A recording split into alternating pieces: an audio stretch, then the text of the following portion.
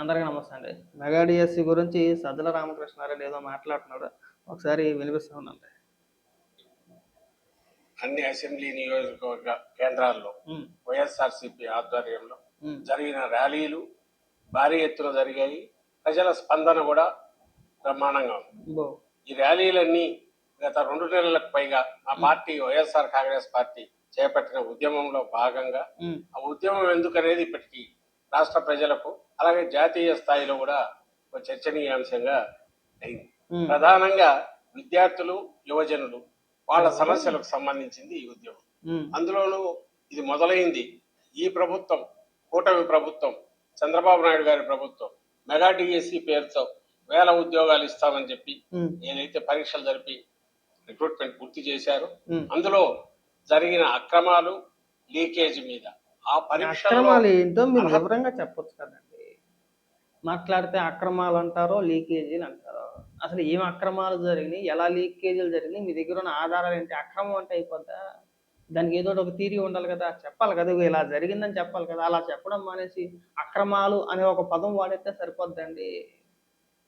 కనీసం మీ మీద అంటే ఎలా ఉందంటే, మీరు చేసిన నిరసన కార్యక్రమాలకి ఆ డిఎస్సి అభ్యర్థులే రావట్లేదు. ఇక మీరు పోరాటాలు చేసి ఏం ఉపయోగం ఉంది? వివరంగా చెప్పండి జనానికి. ఇదిగో ఇలా జరిగింది, ఇలా జరిగింది, ఇలా చేశారు, లేదు ఇగో ఇలా ఇలా పలానా ర్యాంక్ వచ్చింది, వీళ్ళందరినీ పక్కన పెట్టేశారు, లేదంటే తెలుగుదేశం పార్టీకి సంబంధించిన వాళ్ళందరికీ కూడా పోస్టులు ఇచ్చుకున్నారనో ఇంకోటనో మీ దగ్గర ఏమైనా ఆధారాలు ఉంటే ఆ ఆధారాలు చూపించి ఇదిగో జరిగిన అక్రమాలు అని చెప్పేసి చూపించడం మానేసి అక్రమాలు అని ఒక పదం వాడేస్తే సరిపోతుందండి. సిగ్గుండి అవసరంలా ఇలాంటి మాటలు మాట్లాడటానికి. ఇంకా ముందు వీడియో వినిపిస్తారు. ఎంత విచిత్రం అంటే, వీళ్ళ నిరసన కార్యక్రమాలకి జనాలు రాకపోతే పక్క రాష్ట్రాల నుంచి మన రాష్ట్రాలకు కూలి పనులకు వస్తారు కదా. ఒరిస్సా నుంచి కావచ్చు, ఇంకొక రాష్ట్రం నుంచి కావచ్చు, కూలి పనులకు వస్తారు కదా. చిన్న చిన్న పిల్లల నుంచి ముసలోళ్ళ వరకు వాళ్ళందరినీ తీసుకొచ్చి వాళ్ళ చేతిలో పార్టీ జెండాలు పెట్టి వాళ్ళకి 200, 300 రోజు కూలీలు లెక్కనిచ్చి వాళ్ళని తీసుకొచ్చి వాళ్ళతో డిఎస్సి పని కోరుతారు. ఏమన్నా కూర్చొని ఇంగిత జ్ఞానం ఉందా లేదా? ఆ వీడియో కూడా వినిపిస్తా. సజ్జల రామకృష్ణారెడ్డి మాట్లాడేసిన తర్వాత ఆ ఒరిస్సా మహిళల వీడియో ఏదైతే ఉందో ఆ వీడియో కూడా చూపిస్తా. పొంది కూడా ఉద్యోగాలు పొందని బాధితులు బయటకు వచ్చి వాయిస్ రైజ్ చేసి అలాగే కోర్టు కూడా వెళ్ళిన తర్వాత కోర్టు కొట్టేసింది కదా. మీరు కోర్టులో పిటిషన్ వేసారు గుర్తుందా? మెగా డిఎస్సిని రద్దు చేయాలి, విచారణ జరిపించాలని చెప్పేసి హైకోర్టులో పిటిషన్ వేసారు. కొట్టేసిందా కొట్టేలేదా కోర్టు? అవతల పండే మీకు పని పాట లేదు, ప్రభుత్వం ఏ కార్యక్రమం చేపట్టినా సరే దీన్ని ఆపేయాలని చెప్పేసి పిటిషన్లు వేస్తారు. మీకు వేరే పని ఏమి లేదని చెప్పేసి హైకోర్టు కొట్టేసిందా కొట్టేలేదా? మరి ఇంకా సిగ్గు లేకుండా రోజు మాట్లాడితే ఎటాగండి? అది జరిగింది ఇది జరిగింది అని చెప్పేసి అని వచ్చింది. ఆ విషయమై ఏ బాధ్యత కలిగిన ప్రభుత్వమైనా సరే కనీస బాధ్యత, తమ పాత్ర అందులో లేకపోతే, ప్రభుత్వ పెద్దల పాత్ర లేకపోతే, వాళ్ళ ఆధ్వర్యంలో నడవకపోతే దాని మీద విచారణ జరిపించడం, వచ్చిన అనుమానాలు నివృత్తి చేయడం ఇది సహజంగా జరిగే ప్రక్రియ. కానీ ఒక్క మన రాష్ట్రంలో మాత్రమే దానికి సమాధానం ఇవ్వకపోగా ఇది వైఎస్ఆర్ కాంగ్రెస్ పార్టీ చేస్తున్న ఒక కృత్రిమ ఉద్యమం లాగా క్రియేట్ చేయాలి. 100% ఇది మీ పార్టీ కావాలని చేస్తున్న కృత్రిమ ఉద్యమం. అసలు మీ పార్టీ చేసే దాంట్లో ఏమాత్రం వాస్తవం లేదు. వాస్తవాలు ఉంటే ప్రజల ముందు పెట్టాలి. మీకంటే ఎక్కువగా ఎవరు పోరాడతారో బాధితులు పోరాడతారు. అంటే ఈ డిఎస్సి అభ్యర్థులు ఎవరైతే ఉన్నారో వాళ్ళు పోరాటం చేస్తారు. ఒకవేళ నిజంగా జరిగి ఉంటే కనుక, నిజంగా మీ దగ్గర అన్ని ఆధారాలు ఉంటే బహిరంగంగా చర్చకి సిద్ధం అని చెప్పేసి అని అంటారు.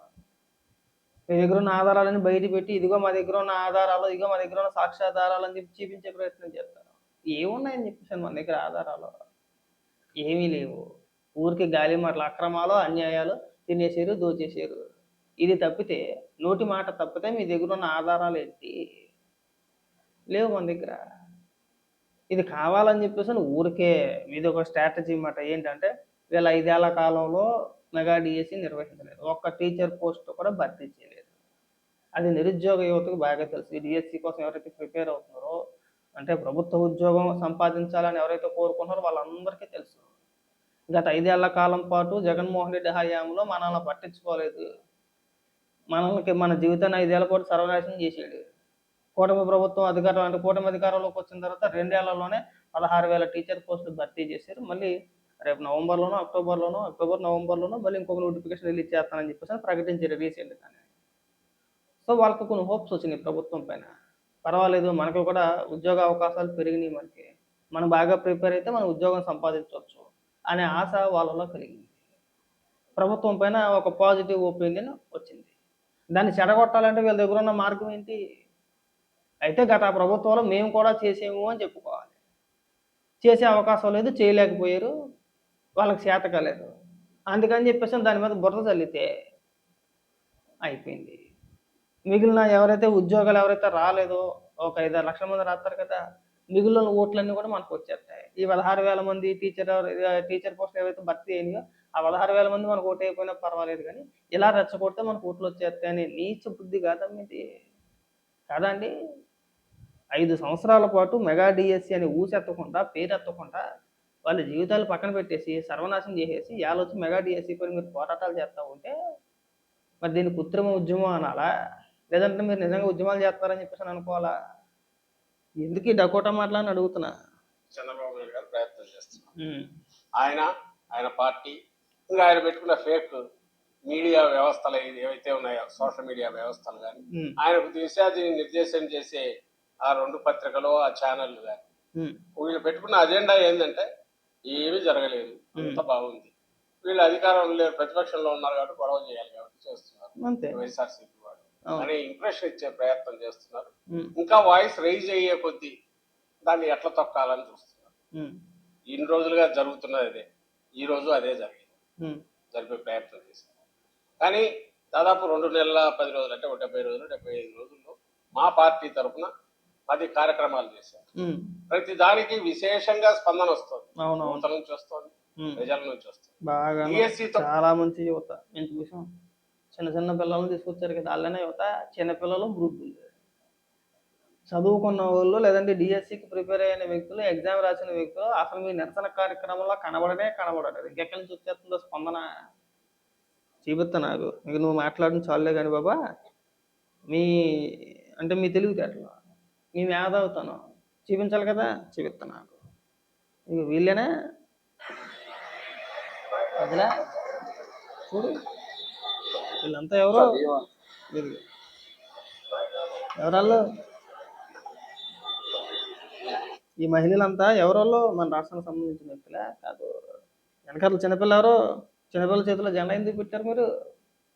అంటే వాళ్ళకి 200, 300 ఇచ్చి వాళ్ళని తీసుకొచ్చి ఆ నిరసన కార్యక్రమాల్లో మేము నిరసన తెలియజేస్తుంటే పులోమని చెప్పి జనాలు వచ్చేస్తున్నారని చూపించే ప్రయత్నం చేసి మరి ఎవరిని మోసం చేద్దాం అనుకుంటున్నారో? ఇది ఎక్కడ డ్రామాలండి? నిరసన కార్యక్రమాలు తెలియజేస్తున్నారట, దిక్మల్తనం కాకపోతే. చూడండి,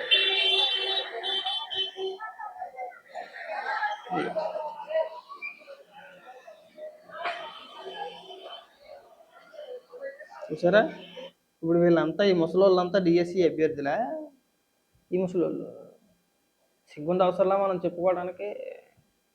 మీ దగ్గర ఆధారాలు ఏమైనా ఉండి తాకలాడితే, ఒకవేళ నిజంగా చర్చ జరగాలి, అక్రమాలు జరిగినాయి అని చెప్పేసి మీ దగ్గర ఆధారాలు ఉంటే ఇంత అప్పాబోయే రాజకీయాలు చేయరండి.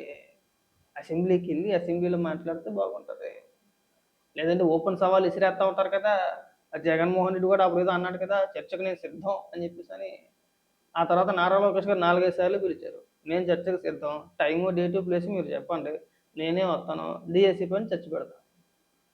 ఎవరి హయాంలో ఏం జరిగింది, ఒక నిజంగా అక్రమాలు జరిగాయా లేదా అనేది ప్రజల ముందు తేల్చుదాం అంటే దానికి సమాధానం నారా లోకేష్ గారు జగన్మోహన్ రెడ్డిని ఏకంగా సవాళ్ళు విసురుతాడు, ఆయనకి జగన్మోహన్ రెడ్డిని చర్చకు రమ్మంటాడా అని చెప్పేసి ఇంత ఎత్తే ఎగిరారు ఒక్కొక్కడు. ఏదో జగన్మోహన్ రెడ్డిని ఏదో పచ్చిబూతులు తిట్టినట్టు. బూతులు తిట్లా, చర్చకు రండి అని చెప్పేసి నారా లోకేష్ గారు సవాలు విసిరితే అయ్యి బాబు నువ్వెంత, నీ స్థాయి ఎంత అని చెప్పేసి అంత పెద్ద ఎత్తే ఎగిరారు, పారిపోయారు, అయిపోయింది. ఈ దొంగ నాటకాలన్నీ ఇకనైనా కట్టి పెడితే బాగుంటుంది. మీరు చేసేది పక్కా దొంగ నాటకం అని చెప్పేసి ప్రజలకు ఒక క్లారిటీ ఉంది. అక్కడ దాకా ఎందుకండి, మొన్న ఒక సభ జరిగింది కర్నూలులోని, ఆత్మగౌరవ సభ అని చెప్పేసి ప్రభుత్వ ఉపాధ్యాయులే, కర్నూలు, కడప, అనంతపురానికి సంబంధించిన ఉపాధ్యాయులు ఎవరైతే ఉన్నారో, ఈ మెగా డిఎస్సీలు ఎవరికైతే ఉద్యోగాలు వచ్చినాయో వాళ్ళంతా ఒక మీటింగ్ పెట్టి మీ ముఖాన్ని కాంట్రించి ఉమ్మేసారు. సిగ్గు ఉండాలి. ఆ వీడియోలు చూసిన తర్వాత అన్నా కానీ మీకు సిగ్గు ఉండాలి. అయినా సరే మనకు సిగ్గు సార్ సిగ్గు చెరవ లేకుండా ఇక్కడికి వచ్చి అడ్డగోలు పోతున్నాయి. అలా జరిగింది, ఇలా జరిగింది, అక్రమాలు అని ఒక పదం వాడేస్తున్నారు, సింపుల్గా అక్కడితో అయిపోయింది. ఉన్న ఆధారాలు ఏంటంటే అంటే లేవు. నిజంగా కనుక మీ దగ్గర ఆధారాలు ఉంటే నేను మళ్ళీ చెప్పిన, చాలా వీడియోలో చెప్పిన, ఈ వీడియోలో కూడా చెప్తాను. ఈ శీతాకాల సమావేశాలు, అసెంబ్లీ సమావేశాలు జరుగుతాయి కదా, ఈ సమావేశాలకి జగన్మోహన్ రెడ్డి గారు మిగిలిన 10 మంది ఈ డిఎస్సి పైన చర్చ పెట్టడానికి అసెంబ్లీకి వెళ్ళండి. మీ దగ్గర ఉన్న అన్ని ఆధారాలు తీసుకెళ్ళండి, తెలిపోద్ది ఎవరు నిజం మాట్లాడుతున్నారు, ఎవరు అబద్ధం మాట్లాడుతున్నారు అనేది క్లారిటీ వచ్చింది. రాష్ట్ర ప్రజలకు కూడా ఒక క్లారిటీ ఉంటుంది. ఓళ్ళరా బాబు నిజం చెప్తున్నారేమో అని చెప్పేసి అనుకుంటాం. మీరు దమ్ము నిజంగా అసెంబ్లీకి వెళ్ళి అసెంబ్లీలో ఆధారాలు చూపిస్తే, అది లేకుండా మేము అసెంబ్లీకి వెళ్ళమండి, మాకు అసెంబ్లీ అంటే భయం అండి, అక్కడ అందరూ ఉంటారు, మేము సమాధానం చెప్పలేం, మా ప్రెస్ మీటే స్క్రిప్టెడ్ అంటే 2-3 గంటల ముందు ప్రాక్టీస్ చేస్తేనే కానీ మా జగన్మోహన్ రెడ్డి గారు మాట్లాడలేదు అంటారా? మీ కర్మ అని చెప్పేసి అనుకో.